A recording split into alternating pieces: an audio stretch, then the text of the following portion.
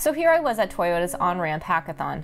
I was joining the Eye in the Sky team, which consisted of drone experts and developers from a startup called PreNav and a group of carefully selected designers.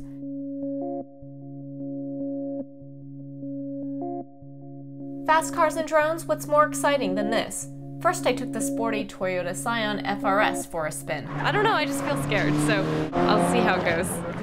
Toyota has set up a road track with non-stop racing using professional drivers. All right, that's snug, not too tight? Yeah. Okay. All right. Is this supposed to be loud? I mean, it's probably sizing. It's not, yeah, I mean, we'll have to do with that, so. All right, so let's go ahead and get you in the car. And I'm trying to be as smooth as possible. Smooth with my steering, smooth with my brakes, smooth with my gas, because speed is a byproduct of that. If I try to go out and say, try to go fast, fast, fast, fast, fast, it doesn't work that way. right.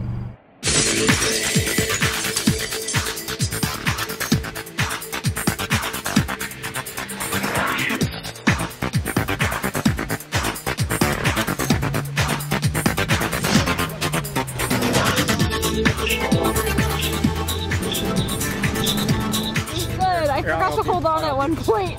The goal was to assemble data from Toyota's API and explore new ways cars and technology can interact and change the driving experience. A hackathon is an event that brings together programmers and others involved in software development so they can prototype an idea quickly and present their proof of concept for a grand prize. The event usually has a theme, and this theme was to use data generated by Toyota's cars to build apps that can change the driving experience. Here there are 20 teams that had 24 hours to create an app. David Witt organized the team, purposely pairing drone experts with designers and documenters like me to see what we could hack together. So here I was, ready to meet them. The Eye in the Sky team is using an off-the-shelf drone that works with open-source software. This will allow the programmers to develop new code to program and to control the drone based off of data coming from the car. PreNav is going to handle the programming, technology, and engineering for the drone. What we're building is a drone that's going to follow the car around the track. That's the goal for the weekend, and while it's up in the air following the car, it's going to be streaming video back to an Android tablet. Mr. Organizer, what's happening? Yeah, this is the discussion phase of like where we have to ideate and envision and discuss how we think the UI might work, and then you go around the table and sort of have reality check with everyone thinking, oh, that'll work and that won't work. Even though the drone could be anywhere around the car, keeping it as the other axis just makes sense to me, as that's the distance to the car. And probably the way you would design is you'd have a little icon in the car here, and then like a slider this way that gets you further and further away from the car. Cars used to provide the personal media bubble that the phone now does. For me, the car was a place for me to zone out and relax. Now my phone serves that purpose. I was curious to find out how the car would emerge as a connected device and what that would mean for the driving experience. What I came to investigate at Toyota's hackathon was just how the car has become an incredible source of data, providing a number of ways for developers to build applications that enhance the driving experience. You guys prepared to stay here all night, or is that not part of the plan? Some of us are, yeah. You will? Yeah. I'm here with David Witt, and he put together the team and helped organize the event. So we want to find out more about why he's interested in this.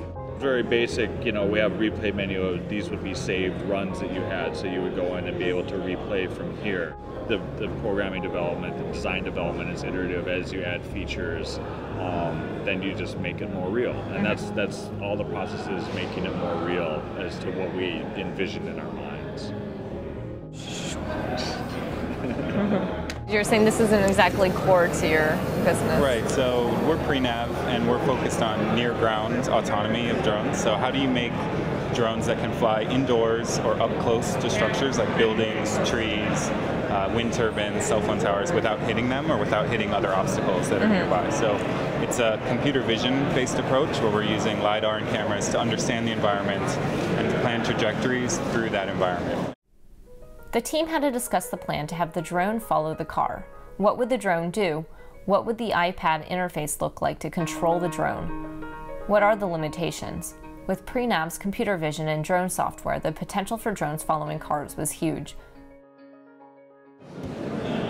We want this shot. We want one joystick, one slider. Like this, like getting closer and, well, actually it can't even do that, right? Like how's it going to get closer and higher at the same time? So this is the track data. Now we're following along the car, doing some extreme drifting, but we can get different distances away. Those are pretty. Yeah, I think what you guys were trying to do is pretty ambitious for the time constraint. Well, we wanted to make sure we were not bored, so yeah. I think we succeeded in that. And this is distance away. Enthusiasm has shifted to frustration here on day 2. Things aren't working out as planned. With only an hour left, time is running out.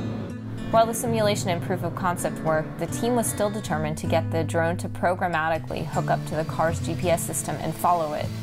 Developers, you have 1 hour left to submit your projects. I can't replace the freaking car. It just like breaks all the dynamics. The dev team was here all night, pulled an all-nighter. They've had to go with plan B. These guys are going to try to get the drone to actually fly so that we can show what's possible with the interface that we've built. If there's a chance that the drone doesn't work, then how are you going to simulate it? Yeah, so we've got, so everything that we are programming is run first in a simulator, and the simulator itself is pretty impressive in terms of showing the camera following the car and what it would look like if it was flying. It's a pretty aggressive goal for 24 hours, as we realized last night at about 3 in the morning. Time is up and the judging has begun. So the weekend is coming to a close, and it was very interesting to see at the hackathon the applications of fully autonomous drones. So you guys will have about 2 minutes to give your demo, right? This is the perspective that actually you would be seeing from the air, from the drone. So you're looking at it, and then this actually gets loaded onto the copter and then executed on the track. The judges have deliberated. Are you ready? Grand prize goes to Eye in the Sky. Oh my God.